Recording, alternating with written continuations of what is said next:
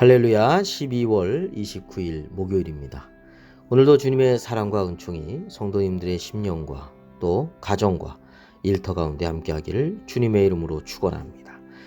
오늘 우리가 함께 묵상하실 말씀 누가복음 9장 28절부터 38절까지 말씀이 되겠습니다.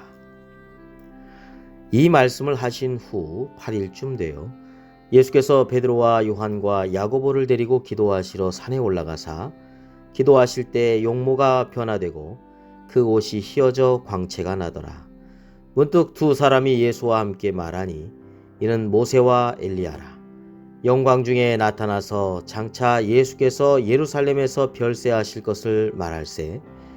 베드로와 및 함께 있는 자들이 깊이 졸다가 온전히 깨어나 예수의 영광과 및 함께 선 두 사람을 보더니 두 사람이 떠날 때 베드로가 예수께 여짜오되 주여, 우리가 여기 있는 것이 좋사오니 우리가 초막 셋을 쥐되 하나는 주를 위하여 하나는 모세를 위하여 하나는 엘리야를 위하여 하사이다 하되 자기가 하는 말을 자기도 알지 못하더라.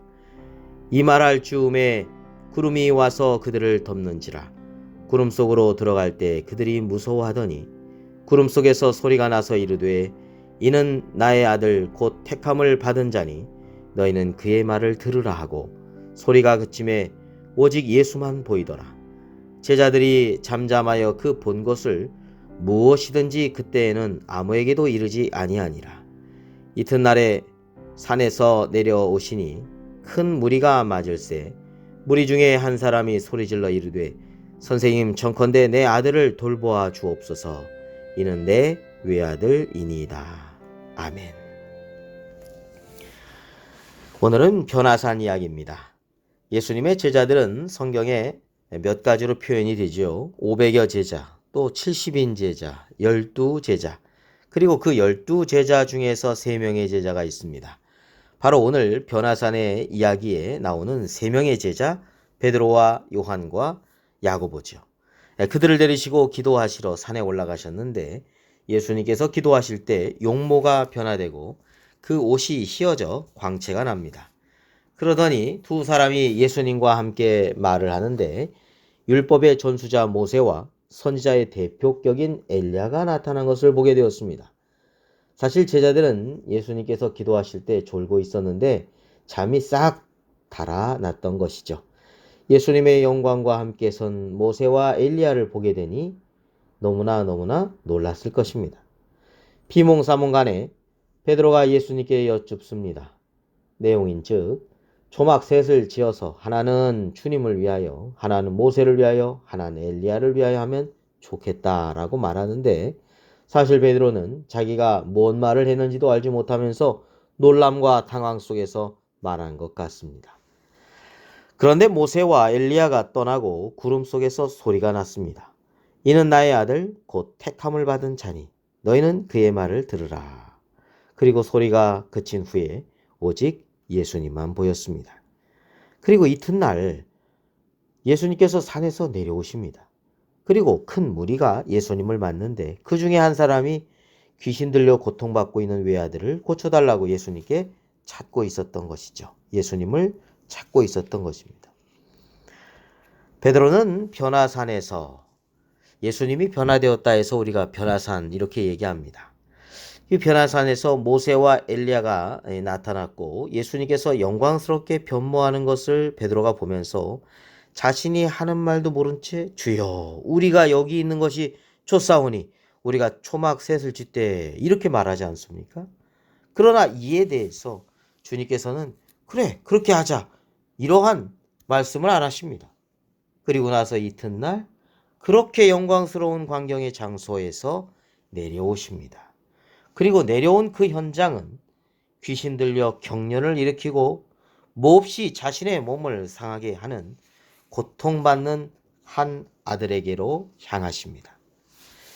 영광스러운 모습, 참 좋은 모습이죠. 더 누리고 싶고 즐기고 싶고 오래 있고 싶고 그렇습니다.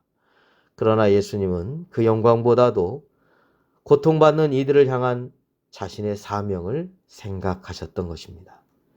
베드로는 좋은 것이 좋은 거라면서 오래 머물기를 원하였지만 예수님은 영광의 자리보다 고통의 현장으로 가십니다. 십자가 없이는 부활도 없지요. 십자가의 고난이 없다면 부활의 영광도 없다는 것이죠. 영광에만 도취될 것이 아니라 우리를 향하신 하나님의 뜻, 특히 고난받는 이들과 함께하는 것을 또한 잊지 말아야 한다는 것을 말씀하고 있다고 하겠습니다. 마태복음 25장에 양과 염소의 비유에서 지극히 작은 자 하나에게 한 것이 곧 주님께 한 것이라고 하셨습니다. 그 지극히 작은 자들이 누굽니까? 약하고 소외받고 고통받고 있는 약자들이었습니다. 줄인 자, 목마른 자, 나그네 된 자, 헐벗은 자, 병든 자, 옥에 갇힌 자와 같은 외롭고 고통받고 소외되고 힘없는 자들입니다.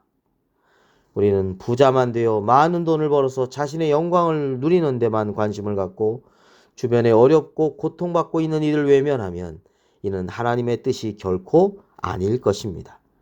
우리를 향하신 하나님의 뜻을 생각해야 됩니다. 히브리서 11장 24절에서 26절 말씀에 이렇게 기록하고 있습니다. 믿음으로 모세는 장성하여 바로의 공주의 아들이라 칭함받기를 거절하고 도리어 하나님의 백성과 함께 고난받기를 잠시 죄악의 낙을 누리는 것보다 더 좋아하고 그리스도를 위하여 받는 수모를 애굽의 모든 보화보다 더 큰 재물로 여겼으니 이는 상 주심을 바라봄이라.